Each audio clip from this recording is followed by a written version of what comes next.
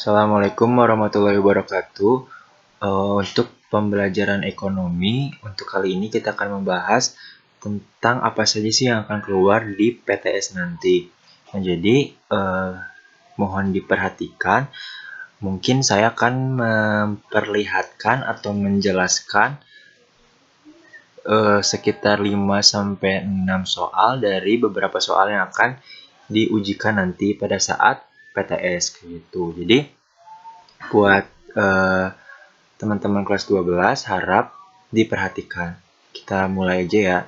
Nah, soalnya itu soal PTS itu ada 20 sampai mungkin ada yang 15, ada yang 20, ada yang 25. Tapi untuk PTS ekonomi itu ada 20 soal.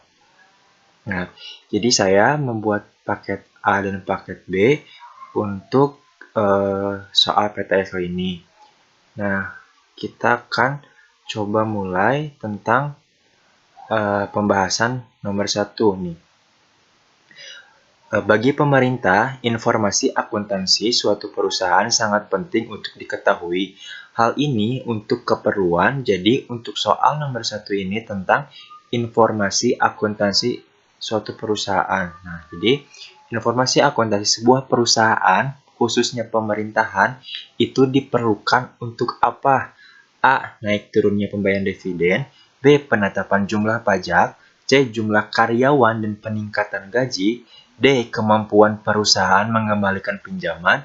E. Pembayaran bahan baku yang dipasok. Nah, jadi untuk pemerintahan, informasi akuntansinya diperlukan yaitu untuk penetapan jumlah pajak. Ya, jadi bagi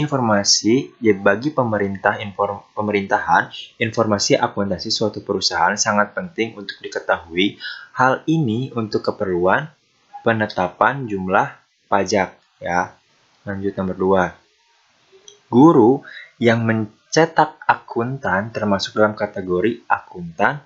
Nah, jadi misalkan saya nih memberikan soal tentang transaksi tanggal 1 sampai tanggal 30. Nah, itu karena saya mencetak akuntan, maka termasuk kategori akuntan karena saya di bidang pendidikan, saya seorang guru, maka akuntannya ini kategori pendidik. Ya, karena saya merupakan seorang guru, jadi guru mencetak akuntan itu untuk keperluan pendidikan, maka kategorinya termasuk akuntan pendidik. Nah, soal nomor 3. Bidang akuntansi yang membahas masalah pencatatan transaksi perusahaan seperti pengukuran dan pengakuan transaksi keuangan, pengungkapan dan pelaporan data keuangan adalah akuntansi keuangan. Jadi yang melakukan bidang transaksi pencatatan, transaksi pengukuran, pengakuan transaksi, hingga pengungkapan dan pelaporan data keuangan itu bagian akuntansi bidang keuangan. Ya, akuntansi bidang keuangan. Jadi kalau misalkan ada kata keuangan, terus keuangan data keuangan, maka itu bagian akuntan keuangan. Gitu.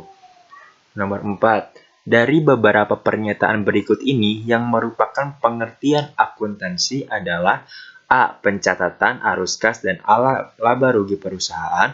B. Pencatatan transaksi keuangan.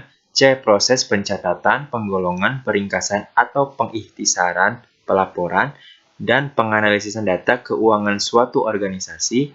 D. Sistem yang komprehensif dalam pencatatan arus kas, laba rugi, dan transaksi keuangan. E. Pencatatan laba rugi perusahaan. Nah, jadi pengertian akuntansi itu proses pencatatan, penggolongan, peringkasan atau pengikhtisaran, pelaporan, dan penganalisisan data keuangan suatu organisasi atau lembaga. Itu merupakan pengertian dari akuntansi.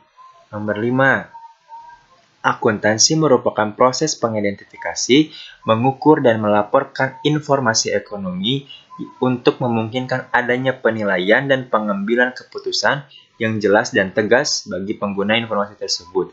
Dari pengertian tersebut, proses akuntansi meliputi kegiatan